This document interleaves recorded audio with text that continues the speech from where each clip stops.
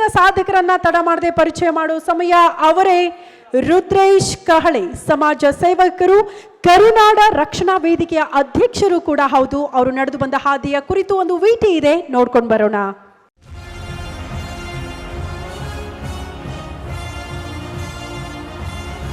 ಕರುನಾಡ ರಕ್ಷಣಾ ವೇದಿಕೆ ಅಧ್ಯಕ್ಷ ರುದ್ರೇಶ್ ಕಹಳೆ.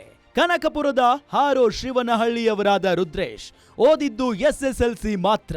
ಆದರೆ ಅವರೀಗ ಬಡವರ ಬದುಕಿನ ಭರವಸೆಯಾಗಿದ್ದಾರೆ.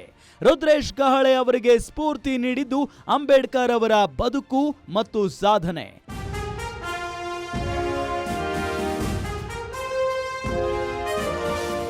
ಊರಿನಲ್ಲಿ ಮೃತಪಟ್ಟವರೊಬ್ಬರ ಅಂತ್ಯಕ್ರಿಯೆ ಮಾಡುವುದಕ್ಕೆ ಜಾಗವೇ ಇರಲಿಲ್ಲ.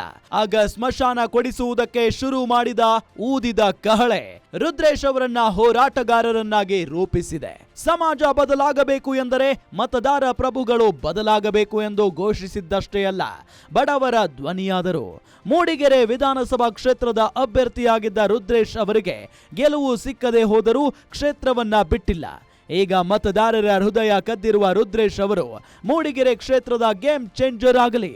ರುದ್ರೇಶ್ ಕಹಳೆ ಅವರಿಗೆ ಗೇಮ್ ಚೇಂಜರ್ ಪುರಸ್ಕಾರ ನೀಡುತ್ತಿರುವುದಕ್ಕೆ ಗ್ಯಾರಂಟಿ ನ್ಯೂಸ್ಗೆ ಹೆಮ್ಮೆ ಇದೆ.